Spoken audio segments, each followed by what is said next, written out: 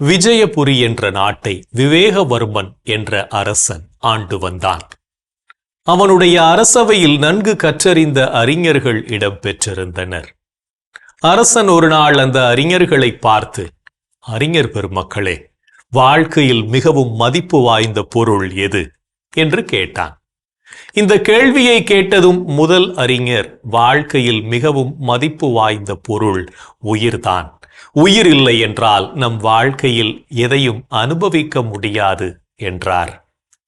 இரண்டாவது அறிஞர், மன்னா, வாழ்க்கையில் மிகவும் மதிப்பு வாய்ந்தது அறிவுதான். அறிவில்லாமல் ஒருவரும் வாழ முடியாது என்று பதிலளித்தார். மூன்றாவது அறிஞர் எழுந்து, அரசே, வாழ்க்கையில் பொறுமையின்றி நாம் ஒரு கணம் கூட வாழ முடியாது. எனவே மிகவும் விலை உயர்ந்தது பொறுமைதான் என்று பதிலளித்தார். நான்காவது அறிஞர், அரசே, நம்ம பூமிக்கு வேண்டிய ஆற்றல் சூரியனிடமிருந்துதான் கிடைக்கிறது. சூரியன் இல்லை என்றால் பூமியில் உயிர்கள் கிடையாது. எனவே சூரியன் தான் உயர்ந்தது என்றார். ஐந்தாவது அறிஞர், வாழ்க்கையில் அனைத்தும் இருந்தும் அன்பு இல்லாவிட்டால் மனிதன் வாழ்ந்து ஒரு பயனும் இல்லை. எனவே அன்புதான் மிகவும் மதிப்பு வாய்ந்தது என்றார்.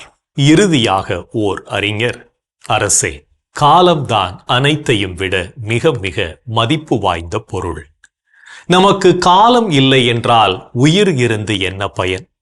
அறிவை பயன்படுத்த நமக்கு நேரம் ஏது? பொறுமையாக இருக்க ஏது அவகாசம்? சூரியனை பயன்படுத்த ஏது காலம்? அன்பு காட்ட ஏது வாய்ப்பு? எனவே உலகிலேயே மிகவும் மதிப்பு வாய்ந்த பொருள் காலம்தான். ஆகவே அதனை வீணாக்காமல் நம்முடைய ஆக்கப் பணிகளுக்கு எந்தெந்த வகையிலெல்லாம் அதனை பயன்படுத்தி கொள்ள முடியுமோ அந்தந்த வகையிலெல்லாம் பயன்படுத்தி கொள்ள வேண்டும் என்றார். அரசர் அந்த ஆறாவது அறிஞர் கூறிய கருத்துதான் சிறந்தது என்று பாராட்டி அந்த கருத்தை ஏற்றுக்கொண்டான்.